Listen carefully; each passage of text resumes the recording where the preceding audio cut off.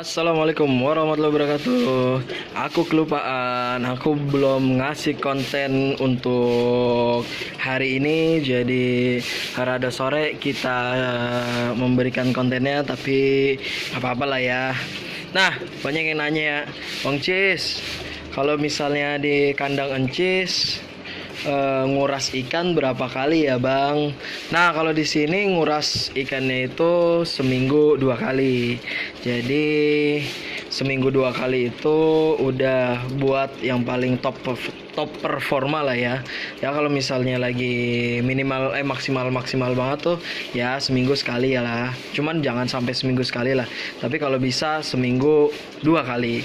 Nah, seperti apa sih air yang udah harus dikuras? Sebenarnya sih air yang udah harus dikuras tuh sebenarnya tinggal dilihat-lihat aja sih. Karena kalau gue tuh biasanya ya, misalnya nih ini jatahnya hari Rabu, tapi ternyata ada beberapa ikan yang di hari Senin itu udah mulai butek, udah mulai lemes. Nah itu harus dikuras. Jadi nggak nentu seminggu 2 kali. Misalnya ini kayak ya tanda-tanda yang ikan yang harus dikuras yang mana lah ya. Nggak ada sih, karena di sini alhamdulillah sih ikannya sehat-sehat. Wah. Nah misalnya ada yang kotor banget gitu ya, situasional aja sih, atau ada yang lemes misalnya, ya lu harus kuras cepet-cepet. Karena terkadang si airnya yang banyak kotoran ini membuat dirinya ini akhirnya jadi lemes. Jadi ya memang harus dikuras cepet-cepet kayak gitu. Nah terus udah gitu, kalau misalnya ditanya berapa kalinya, 2 kali. Terus habis itu apa aja yang harus dipersiapkan? Nah ini ya, misal ya kita mau nguras yang ini nih, kita taruh dulu ya. Nah ini kelihatan nih ya, tuh udah mulai banyak debu-debunya di airnya, udah mulai banyak kotorannya. Nah ini biasanya sih harusnya sih besok dikuras, cuman nggak apa-apa lah, kita tutorial karena di situ sudah mulai ditutup, jadi di sini aja. Nah ini dia nih coy, ini udah mulai harus dikuras nih kalau kayak gini nih. Walaupun sih sebenarnya nggak terlalu kotor-kotor banget, tapi kalau nggak pakai ketapang nih kayak gini nih coy, jadi dia cenderung lebih apa tuh namanya ya, airnya tuh lebih banyak debunya gitu, jadi tercemar gitu si airnya. Gua nggak ngomongin tentang airnya dulu karena udah banyak gue bahas air apa yang gue pakai. Cuman kita ngebahas tentang ngurasnya aja dulu. Tadi kan ngurasnya udah tuh seminggu 2 kali, kalau bisa mah ya seminggu 2 kali.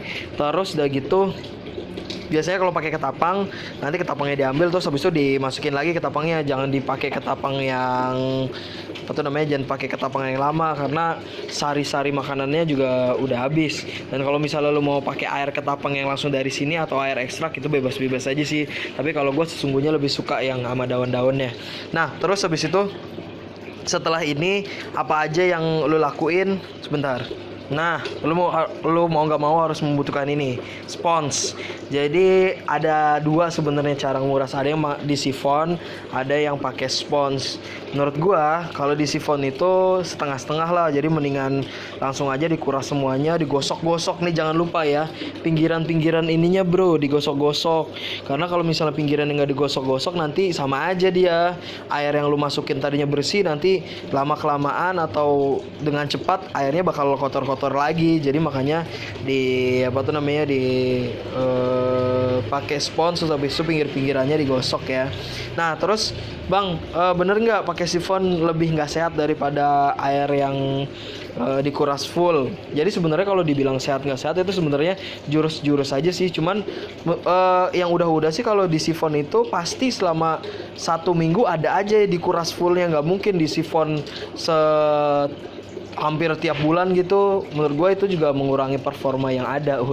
Jadi pastilah bakal harus dikuras secara full. Makanya ini kita kuras dulu nih ya. Ayo kita kuras dulu lah ya. Nah ini udah gue kuras full nih. Oh ikannya juga masih ada di situ. Dan ini juga nih coy tekniknya.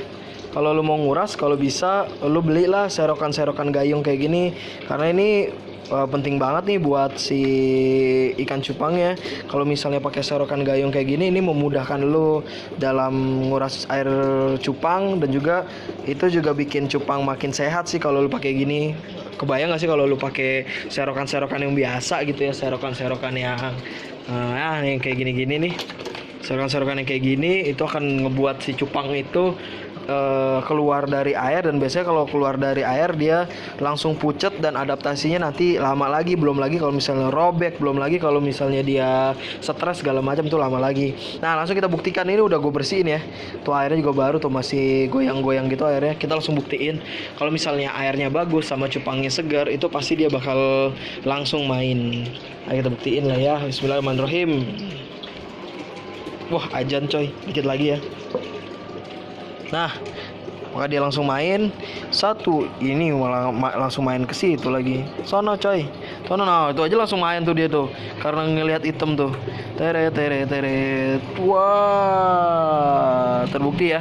Jadi ikan seger itu dengan air yang seger, jadi dia nggak perlu lagi adaptasi, pasti langsung main. Alhamdulillah. Dah, karena udah maghrib. Selamat menunaikan ibadah sholat maghrib.